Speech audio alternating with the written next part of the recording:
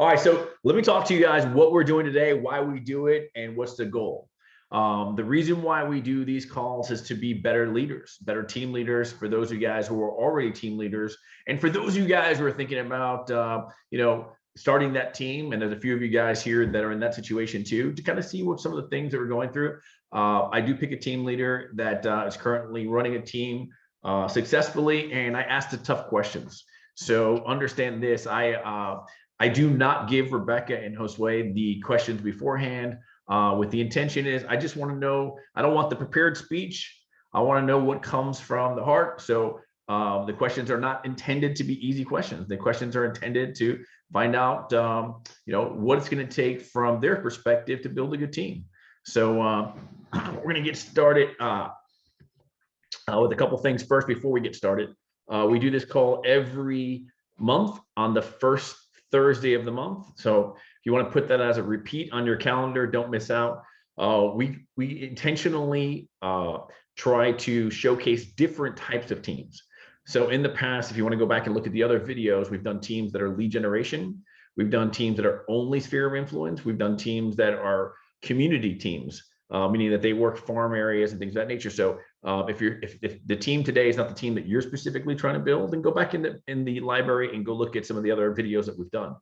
A couple other things I want to talk to you guys about. If you're running a team right now, if you want your team to grow, one of the things that I highly recommend is you put your team in a position to grow.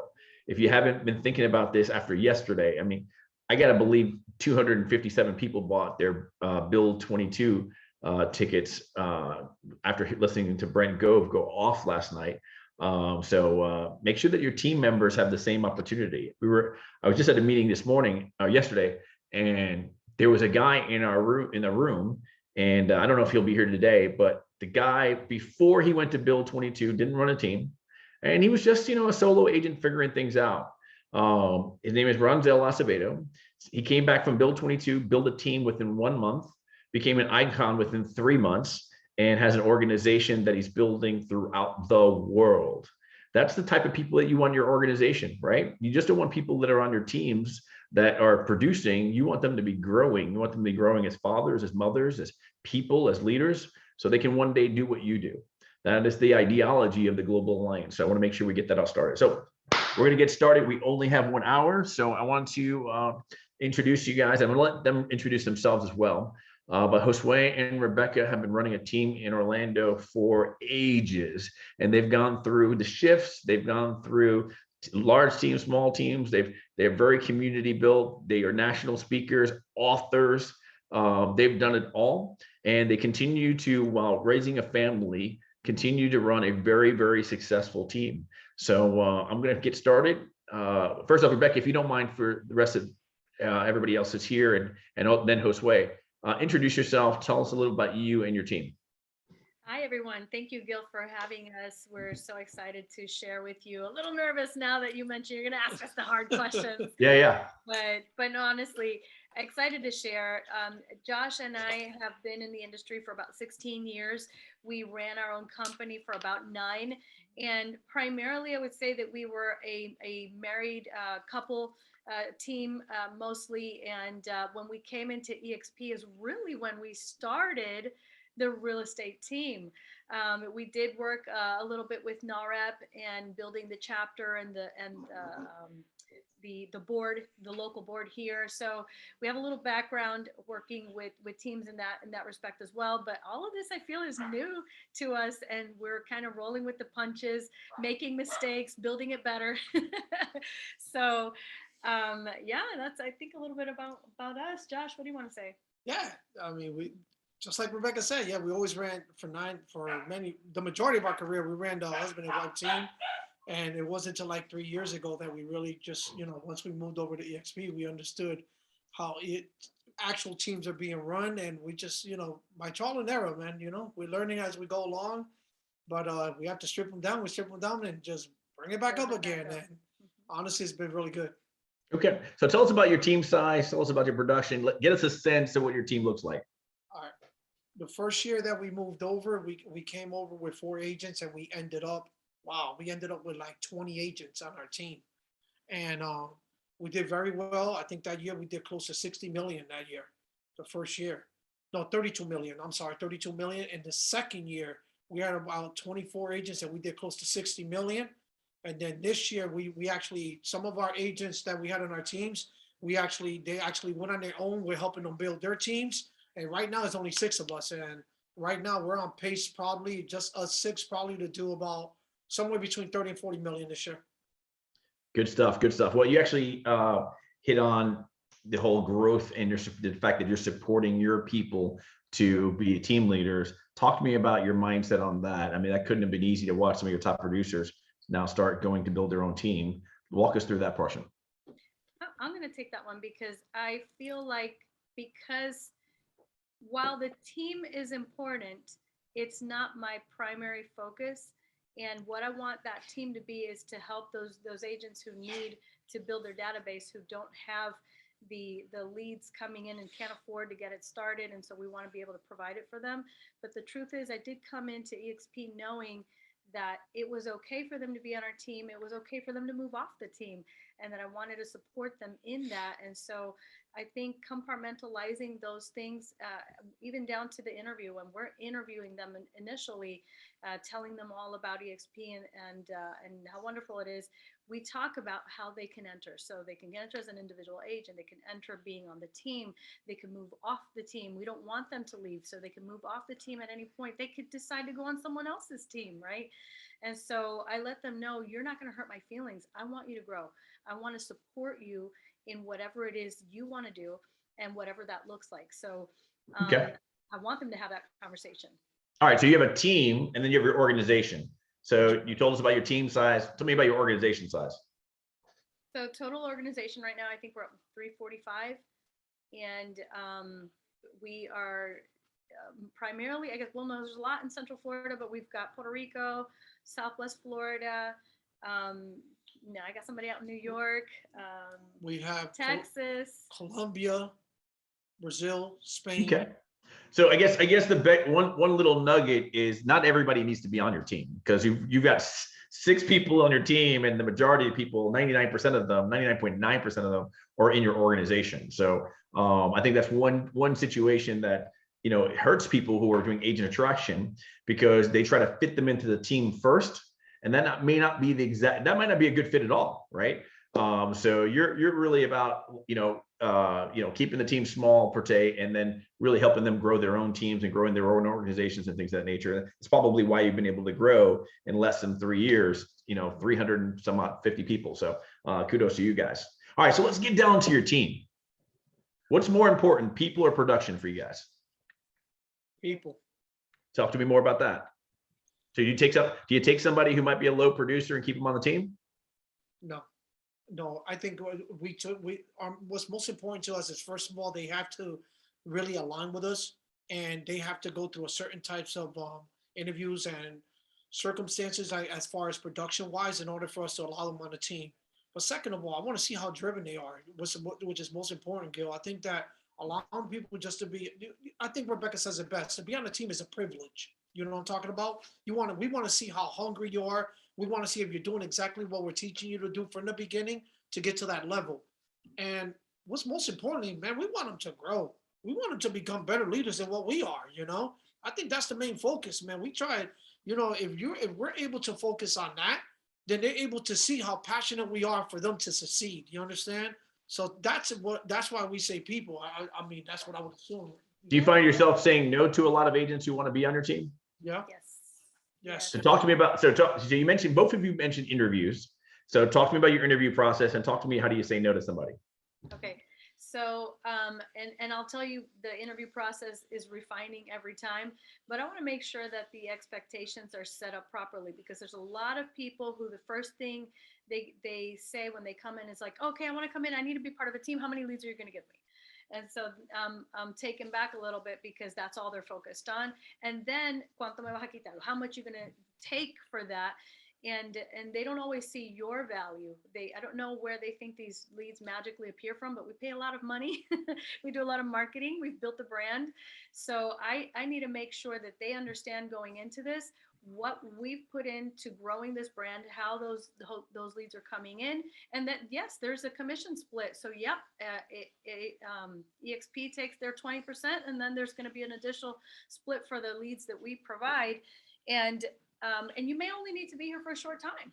So, you know, as soon as you feel that you are able to continue running on your own and that you don't need the leads that we provide, we will be happy to graduate you out of the team. You can be independent, or we'll help you build your own team. Okay, so let's go deeper on the interview. Tell me, each one of you, tell me your question that you like to ask that gives you the most fulfillment, or lets you know, okay, I got the right or wrong person. Josue, I'll start with you. What's your question? I guess the biggest question, and well, the biggest test is that we got to make sure they align with us when it comes to their culture index test. We got, you know, I'm the only driver on my team. That's it.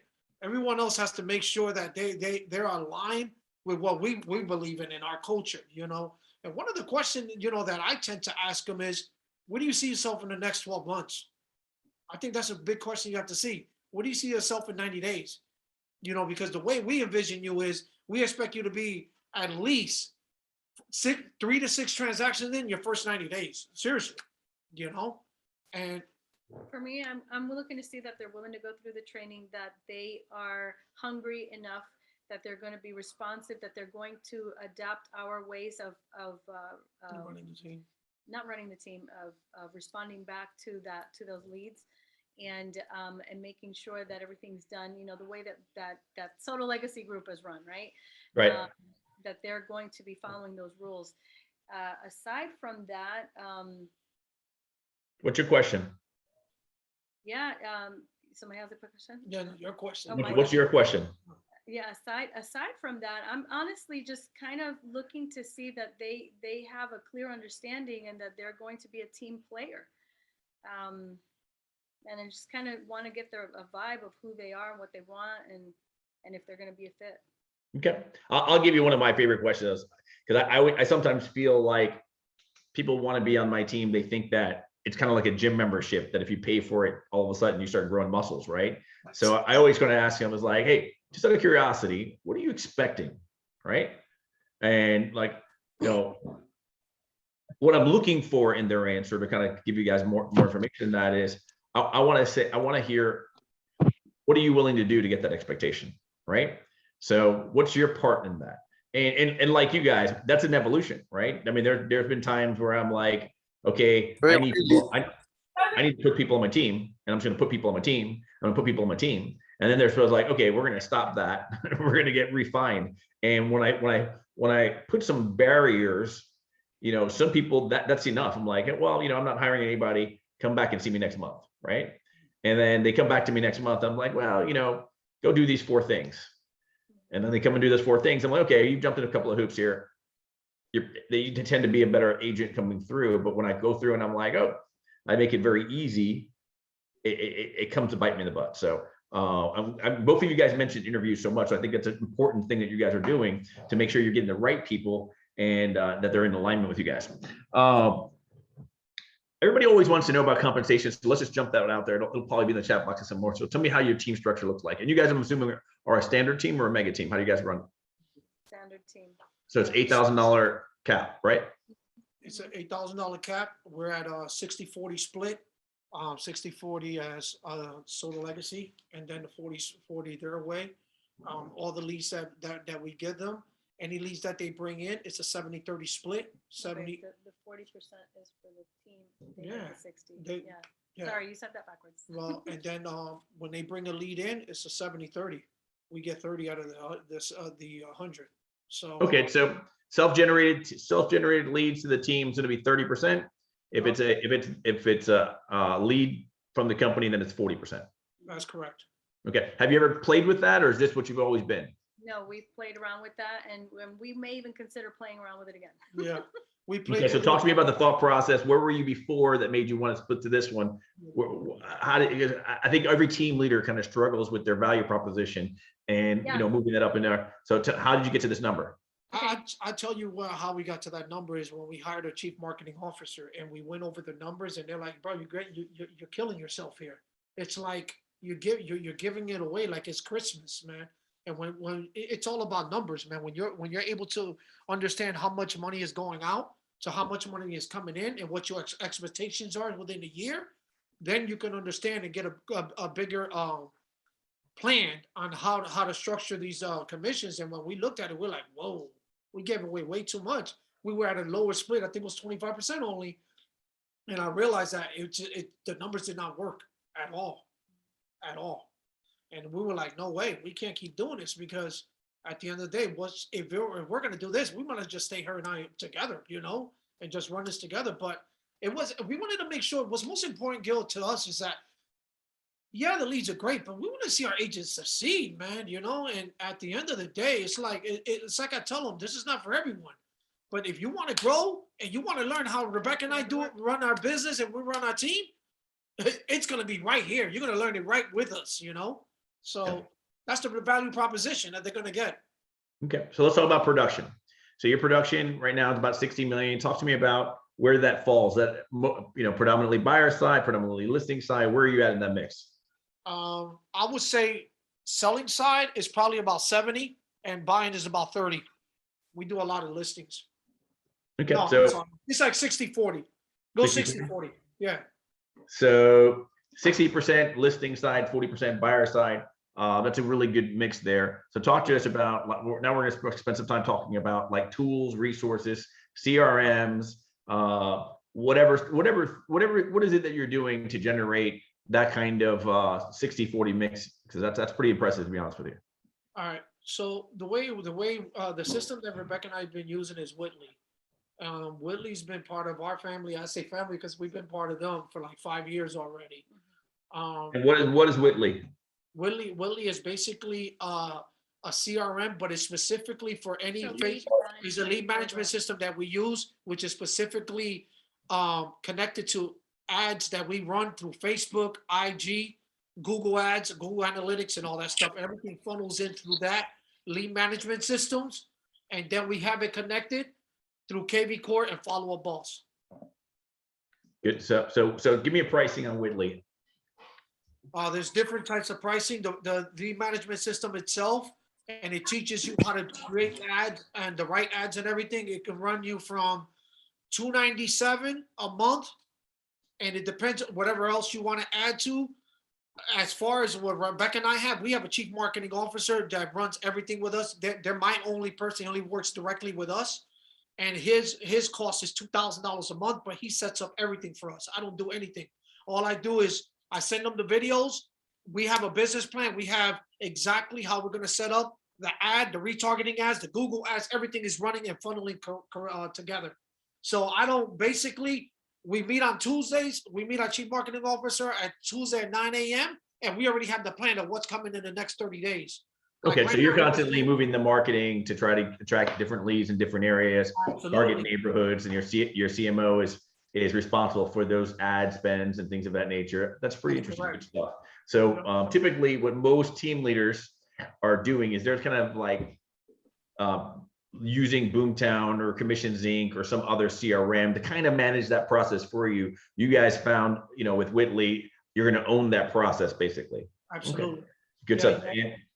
And so your agents are able to take leads, whether it's a seller lead, buyer lead, or do you have agents that are specifically only doing one or the other? Talk to me about your agents. Who gets what lead? All right. When it comes to all the seller leads, I'm actually the listing agent on that.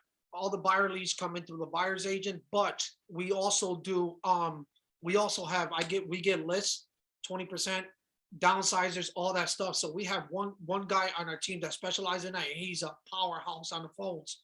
And like right now, yesterday, we just got a $750,000 listing for FISBO yesterday. And when it comes to that, see, we try to work in different angles, Gil. You just can't sit in one pocket only. So he loves doing it. So I'm like, okay, great. I'm gonna utilize you for that. So that's how it normally works. But when all the buyer leads go to the team members, all the listing leads, I'm on them. Okay.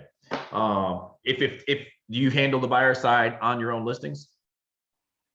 No, they do. I pass everything over to them. If there's a buyer that comes in for them, I give it to them. Open houses? Yeah, they handle them. Okay. So good stuff. All right. So one question I've always wanted to ask you guys is, as a husband-wife team leader, right? You guys see each other during the day and see each other during the night, see each other on the way to the bathroom, see each other on the way to the kitchen. Like, the first question I would love to ask you is what drives you guys crazy? But the question I really want to ask you is, what do you guys both do? What's your roles? Okay. So Josh is mostly with the team. I am all, I'm not really involved with the team much at all. I leave that part to him and all the production part. I am mostly working with either training or agent attraction and marketing and that sort of stuff. Okay, so you're kind of more doing the agent attraction, the marketing, branding, all those sexy stuff, and he's working on the streets doing the team stuff, right? Yes. All right. What else? So we got a CMO. Who else do we have on this team? We have our CMO. We have a chief. I also have a CRM manager. I have a CRM manager that works specifically for Rebecca and I and my team. We have 8 to 10 ISAs, and Whoa, It's 8 to 10 ISAs. team. it's a Yeah. it's a lead assist team, and it's included on it includes 8 to 10 ISAs. Okay, so they're in rotation. All of them calling you. Uh-huh. Okay. All right. So you have an ISA team, and they're rotating around the clock, calling from different numbers, all that stuff like that. Good stuff. 24 hours, Right. yes. All right. And that is with Whitley as well, or is that a different company? Well, that's with Whitley. Okay, good stuff. Good stuff. And how's that portion working out? The ISA portion. It's working out phenomenal because, and I'll tell you that what really dialed in, honestly, Gil, is when we brought on our CRM manager. Once we brought in our CRM manager, he holds everyone accountable. His responsibility is to manage all our CRMs, our database, hold the ISA department accountable, our CRM, our chief marketing officer accountable, and also the team members accountable. He's just checking to make sure nothing falls through the cracks. Nothing falls to the crack. Okay. Good stuff. Good stuff. If there was one thing, if you had to blow up your team, right? And you're going to get rid of one tool that you're currently using. So I want you to think about your tool that you're spending money on that you probably should get rid of, and the one tool you would kill somebody over that you would keep, right? So if you were starting in another city, you probably wouldn't carry this tool with you, but this tool you definitely would. What would those be? KV Core, my CRM manager. Wait, the CRM manager? My CRM manager, I'm keeping. Oh, you're keeping him. Get rid of his KV Core. I don't need that. And You don't the need thing that. is, I don't need it for us because we have other systems that we're playing. Is KV Core great? Absolutely. But for us, I don't need You know it. what, Josh? You're not using the CRM part. I don't use it. You Exactly. are using the website part. Right. I use the So- website part of it. But I did ask him. He probably has 15 tools. I'm just asking which one he probably could live without, right? Exactly. So KB Core is a nice compliment, but it's not actually for your team structure and the things that you're doing one of your biggest tools, right? Absolutely. So your CRM manager. So a lot of people on this call probably don't even have a CRM manager. So let's just go. Vince, do you have a CRM manager by chance? No. Vince? No? A CRM manager? No. Okay, I do. I have a CRM manager. Anybody else have a CRM manager? I'm going to tell you, like, this is one of the things that I think most people don't understand how important it is. So talk to everybody, Josue. What does a CRM manager do? Wow, man. All right. Besides everything. His responsibility from the top, when I can take it from a whole day. Is that okay? When Sure, he clocks go ahead. in? Oh, Yeah, okay. sure. All right. His When idea. he clocks in, he already has all the follow-up leads that he's supposed to follow up every single morning, email already directly in front of him. His first job is to follow up on all those leads, follow up on all new leads. Then from there, he starts calling all the leads that were supposed to be called on that same day, today, this morning. Then he follow-ups on all the ISA leads that that flow through the ISA department and follow up with them and see what's going on. What happened with this lead? Why did it become unqualified? And then he goes in and follows up with myself on some listing leads and also the team members. So what's most important, why is this so important for you to have a CRM manager, is because I was doing this on my own before. Right. It's a lot of work, man, a lot of work to maintain all that. So this young man that we have, man, it's like, man, I thank God every single day for him, because I took him as he's been with us almost 2 years, and we trained him. And by the way, if you have a CRM manager, and Gil, you can attest to this, you got to make sure that they know how to dial on the phones. Our CRM manager, I have him fully trained through Sekou coaching. This guy is amazing. And my team members are coached with Sekou also, by the way. They coach with and I wanted to make sure he was the right person. So when I seen them progress, and I took him as an ISA, and I seen them progress and develop into this, I mean, professional, and the way he was handling everything, I said, Rebecca, I'm moving him up.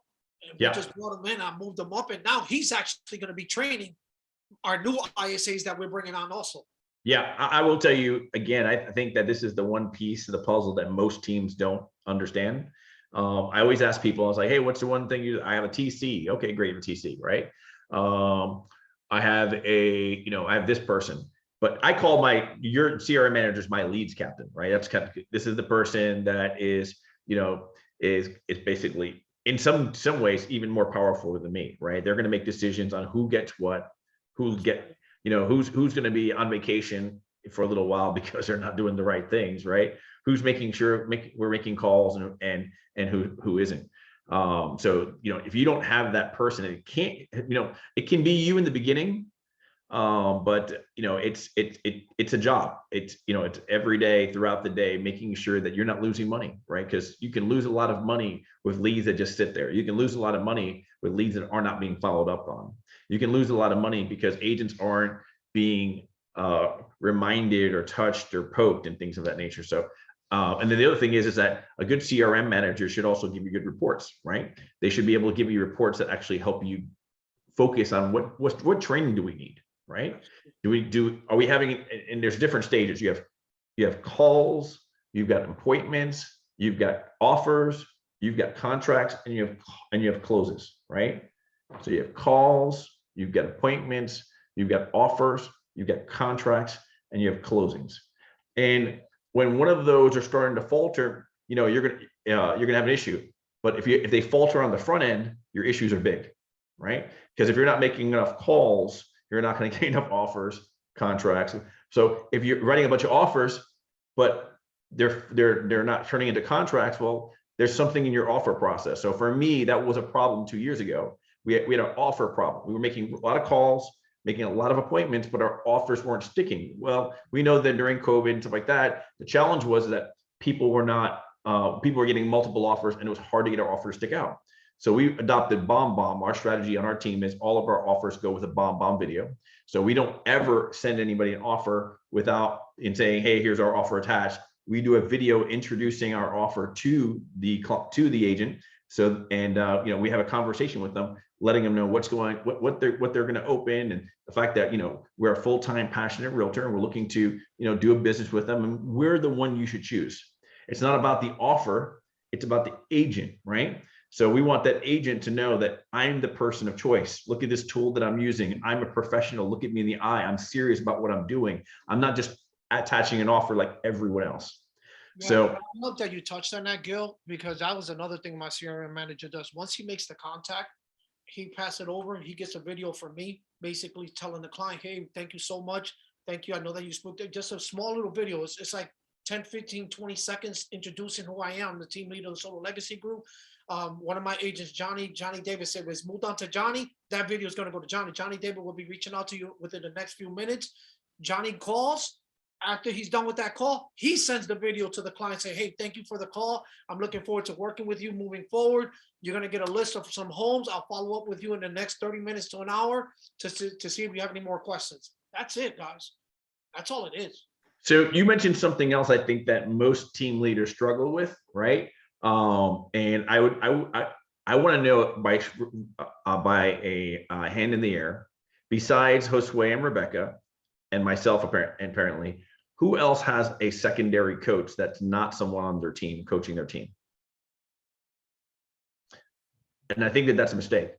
I think you got to have somebody else also coaching your team from a different angle, because we think that we're giving, I have 6 kids, and I swear to you this happens on a daily basis. If I have all 6 kids and I tell them the exact same thing an hour later, I can say, did you do that? He's like, you never told me that. The fuck you mean I didn't tell you? You were all lined up in the room when I told you guys, right? But they all hear different shit. It's like the communication's bouncing off the walls, right? So I hired a secondary coach, and you guys actually coach with my coach, John Marone, and he coaches my teams as well, offering a different insight on how to do business, right?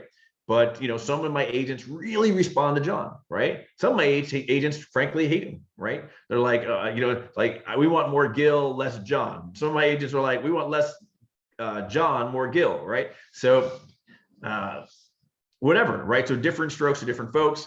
Make sure that you have different pieces in your puzzle, right? We're trying to complete a puzzle. We need different pieces, and you might be a high D personality or high I personality or high S or C, and your agents need something else from you. And unless you're really skilled on shifting your pitch to be able to give the same pitch to different people, you're going to struggle there. So, you mentioned Sekou coaching. Talk to me about Sekou. What I love about Sekou is that he really dials in and really finds, he breaks his coaching has a lot to do with prospecting with FISBOs and expires and all that stuff. But most importantly, man, he gets on that call with you. He'll dial with you. Like, he'll get on that call. He'll get on the other phone, and he'll be telling you exactly what to tell that lead. That way, you're learning and you're listening at the same time. Your stomach is turning and you're scared what to say, but he's coaching you through the whole entire call. Why? He's building you up, and he's building you up, and he's building you up to that point that you're all of a sudden you're going to become this dollar like you didn't even expect to be. So that's what I love about Sekou. Sekou is going to coach you through every call, but he's also very strict. I mean, he's really tough. He's going to tell you, don't give me any poor excuses. You have the systems in place. Get on the phone and start dialing.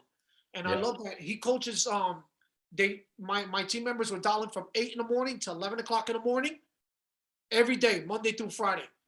Sekou has the Appointment Academy. That was every Wednesday, 10,000 contacts in one day. Yep. And my agents were all on that. They basically knew what they needed to do every single Wednesday. What I love about him, he held them accountable. I didn't have to chase them. They knew they had to get that call. And I want to say something, because our first coach was John Marone. Yeah. I remember that. Yeah. Because before, and I'm going to say we were with Commissions Inc. probably around, I want to say about 7 years ago. God, no longer than that. Oh my gosh, I don't know. It's been a minute. But before that, we were all work by referral. So we weren't doing any kind of online lead generation. So John Marone was the first coach that we experienced. Yeah. He's amazing. We love him. We became really close friends. Yeah. And I even brought him to Orlando to be a speaker. We're both involved with NAREP. So huge value. I love everything that he coaches. And, Sekou, we've met through EXP, and it was a little more accessible, and it's why we went with him, but he's pretty awesome as well. Yeah. So. Yeah. One of the things I'll give a testimony. I don't know that every team can just go out there and just hire a secondary coach, but you should start figuring out when you start budgeting, right? Okay, this is the goal, right? And let your team know. It's like, hey, listen, when we get to this number here, we're going to add this on. We're going to add these things on, right?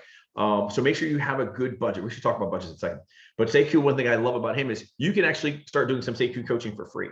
So I would go in there and I would follow Sekou on Facebook. One of the things I do love what he does is freaking cool. I don't know if he does it all the time. I haven't seen it in a while, but he'll start making live calls and he keeps tallies of everybody's calls. So people call in, it's like, oh, I made 30 calls today. I did 3 appointments, and he just keeps logging it up. And I haven't seen him do it in a while. Maybe Wednesdays, he got 10K and I'm like, Wednesday. You're making 10,000 contacts. What the heck? That's insane. That's what I love. Yeah. So it's it's energy, right? Energy creates energy. So you start what I tell, I haven't done this in a long time, but I tell agents when I started getting onto the Sekou, it's like, dude, just put them in the background. Just put them in the background as you make your calls. And I promise you it will have an effect. I promise you it will have an effect. Because you'll see him stutter. You'll see him crush it. You'll see him go through those processes. And it's just good. Like, I'll be honest with you, one of my first personal coaches was Haas Pratt. And if anybody wants to, I bought his coaching system. I'll be honest, if anybody wants it, I'll give you my whole Dropbox on it. But like, he made live for sale by owner calls. And it was the first time I ever heard anybody make for sale by owner calls. And he gave me 10 calls, and like 6 of them, he totally screwed him up, right? And then there was this one call where I saw him turn somebody around, and then I saw somebody else call. He nailed it. Another call where like it went pretty okay. And for me, it was like, okay, I got the pattern. And he sells, he sells a coaching program. I'll give it to you. He's with EXP now, I think, too. You got to have somebody else that you're listening to. So if you're a coach, meaning you're a team leader, you've got to also be coached by other team leaders. So that's why we started this in the first place. Like, I listen to Tom Ferry. I listen to a lot of free shit online. I listen to David Ward. I listen to who else is on there?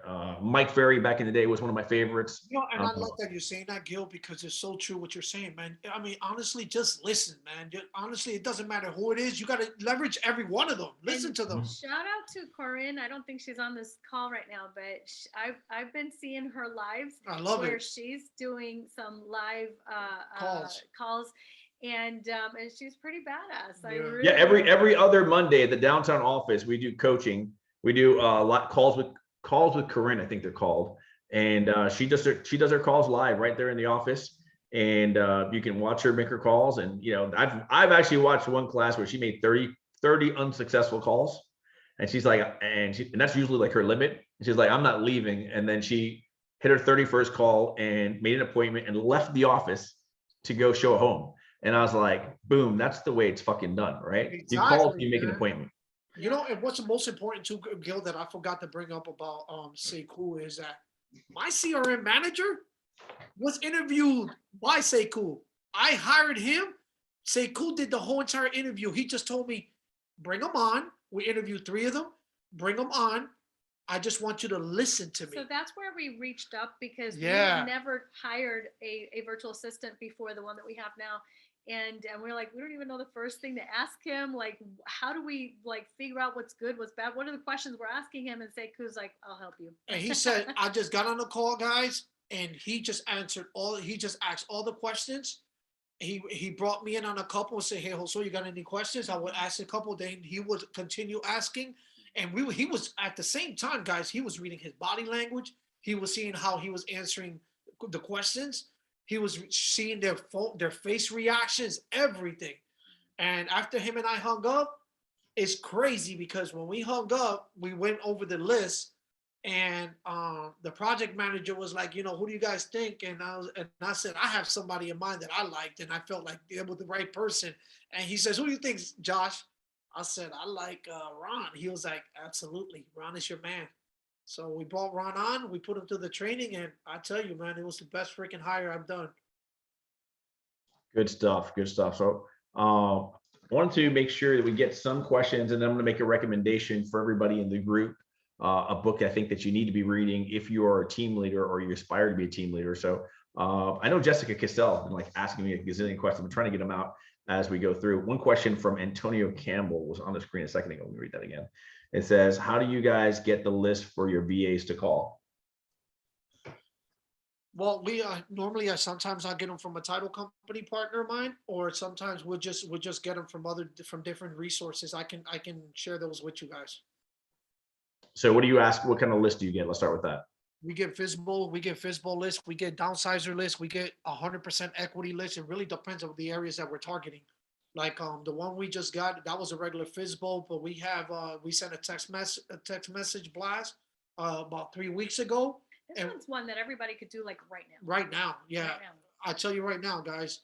I'm gonna share with you guys, Rebecca. If you can look it up, I'll tell them what I did. It was that text messages on my phone somewhere.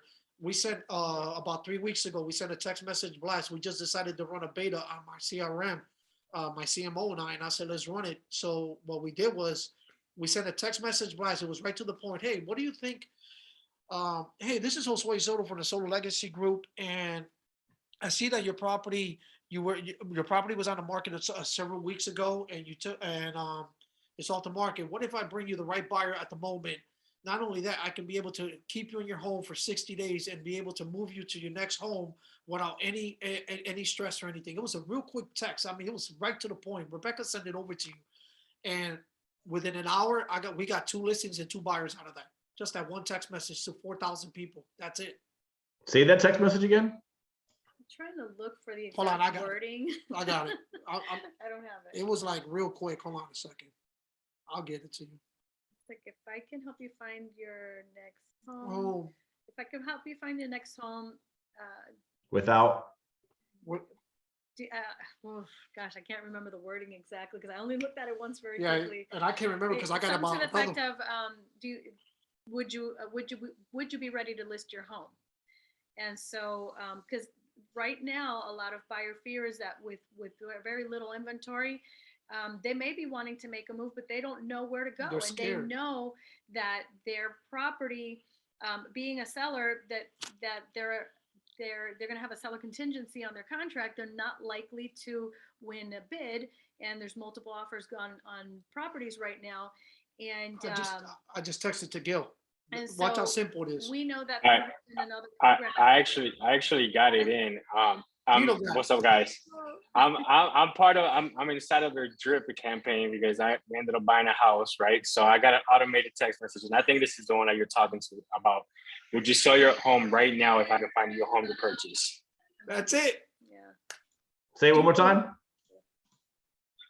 Would you sell your home right now if I can find you a home to purchase? That's it. Simple. Simple, to the point.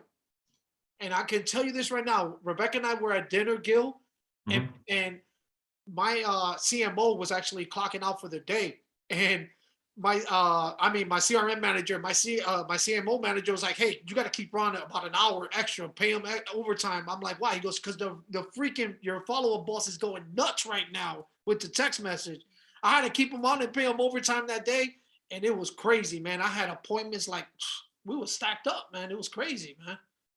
Just as simple as that. Everyone can do this. It's just a simple text message to your database." Yeah. Let me share you guys a quick book I think that you guys should be reading if you are interested in being a team leader, or if you are a team leader, if you're an experienced team leader. This was a book that honestly I didn't want to read, to be very frank with you. Somebody recommended this book to me, and I was like, I'm not reading this fucking book. Like, the fuck's wrong with my team, right? And like, you have to understand, it's like there are no perfect teams. There's only teams that can improve. So if you have that ideology, right, this book's actually going to help you out quite a bit because it talks about, not the perfect team, but probably your team, right? And what will make your team better. And these are the 5 dysfunctions of a team. And the first one is absence of trust. And that's where they're on your team, but they're looking out for themselves. They don't trust you yet, right? And that's a team with a team, because at that point you're just a gang. You're not a team yet, right? And that's where everybody's like, I don't know, like, if this person's going to hurt me, or if like this person am I competing with this other person, things of that nature. And that's a tough one, right? And you got to start figuring out some systems in there to be as, because I can tell you there's probably not a team out there that doesn't have 1 out of 5 of these, if not 5 out of 5 of these, right? And as you start putting new systems in, things of that nature, trust starts to deteriorate a little bit, and you got to kind of work on those things by nature. I can tell you one issue. Ben Barry's on my team, and we started this new seller lead system where we have an ISA calling leads, and we started putting the leads in WhatsApp, right? And for whatever reason, we decided, all right, well, whoever comes to the lead first will be able to get the lead, right? And it's been a clusterfuck, right?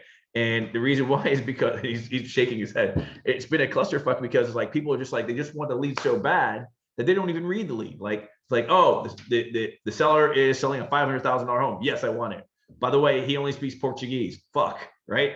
Like, so like, you got to make sure that your agents understand how to win and how to win with a team.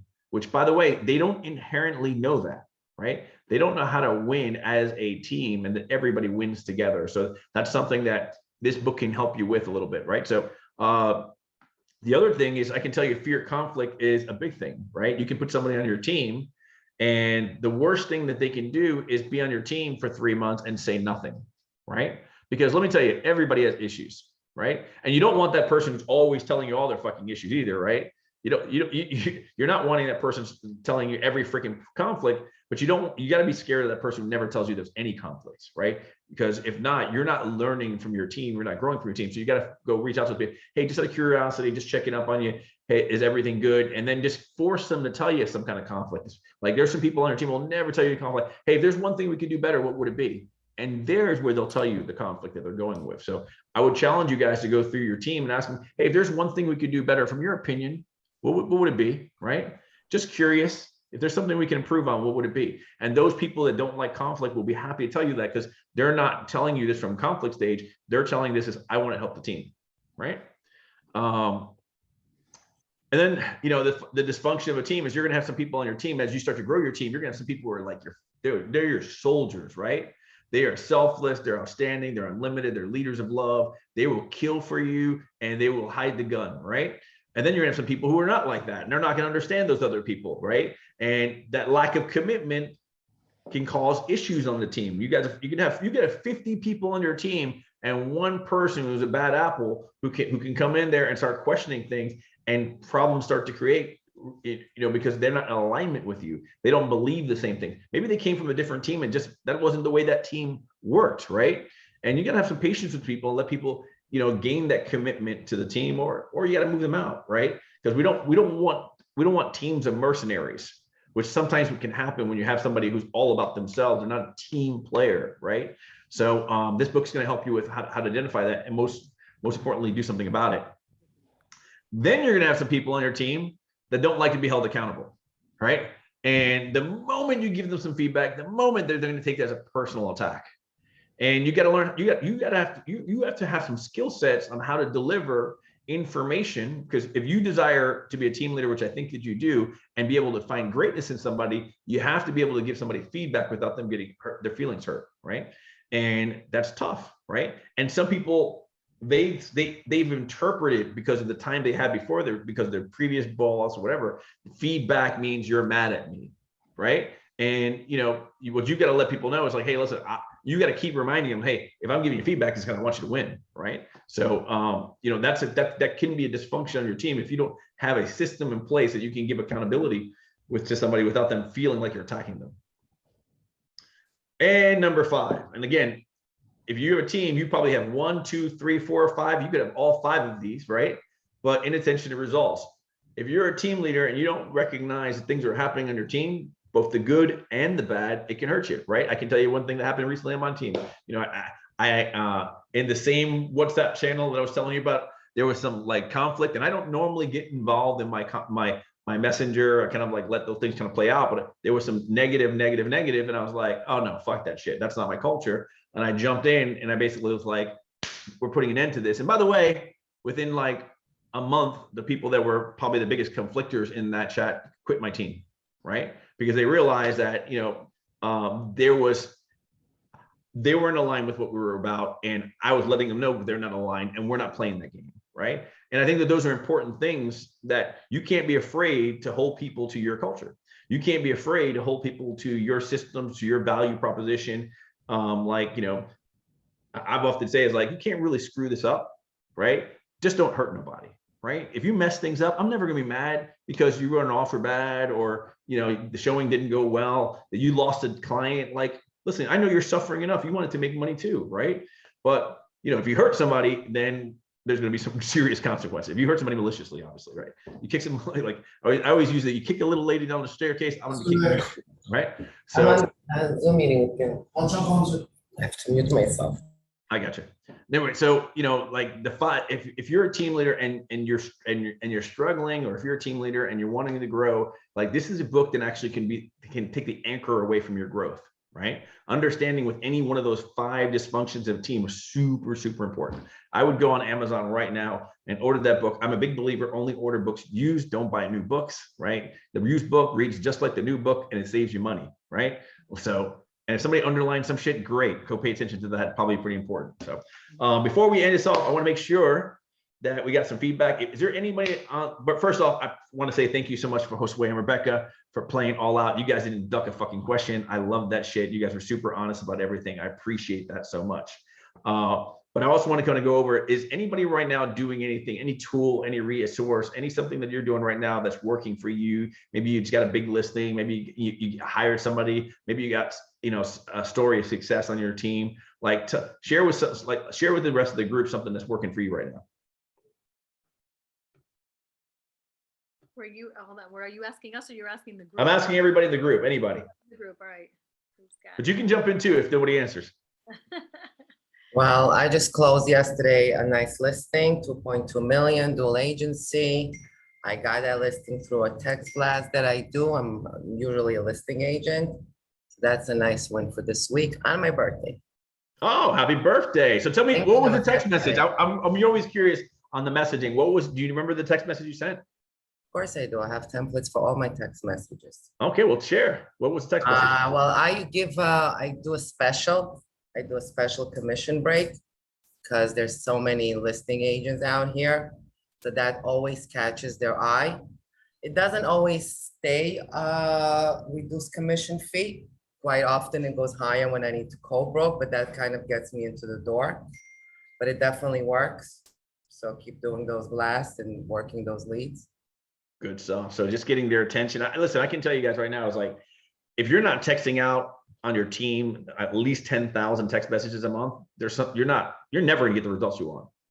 Like, your emails and your phone calls will only get you sent so far, but like, my top agents text like freaking crazy. And by the way, it's not uncommon for people on my team to have multiple cell phones so they can text more regularly, or at least pay for a system so they can text from different systems, right? I use a CRM, which has an automated IA. So our text blasts are a little bit different. It goes out a little bit more original because there's an actual automation that talks to them that they think it's me.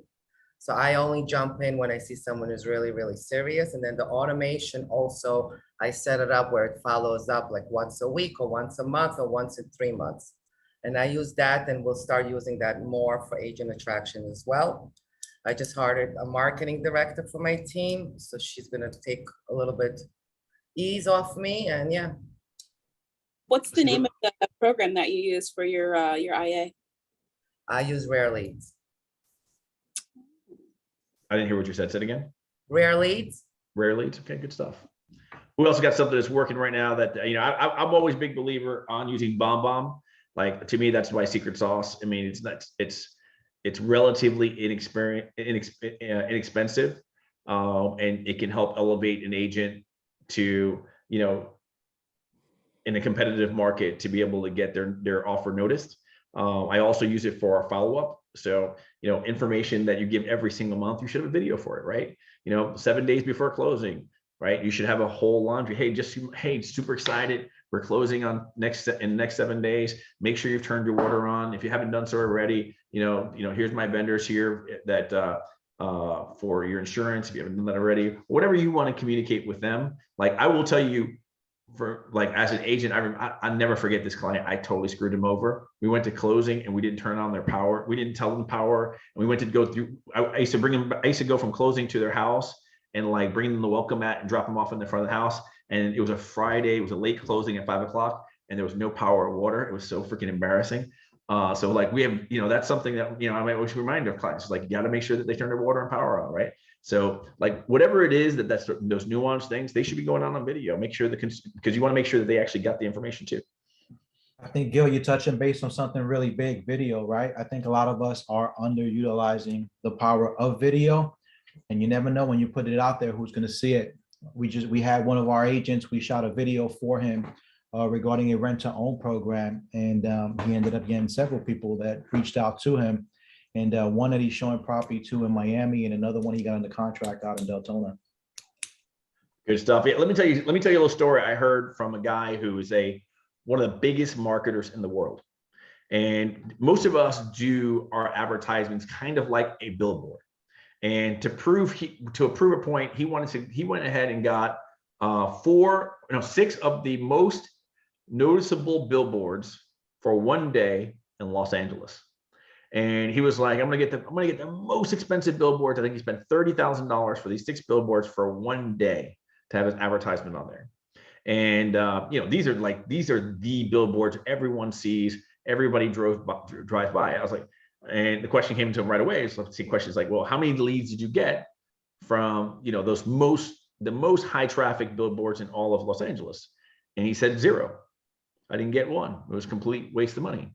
But I spent $10,000 more, and I got a helicopter and a guy with a camera who videotaped me in the helicopter flying around my billboards.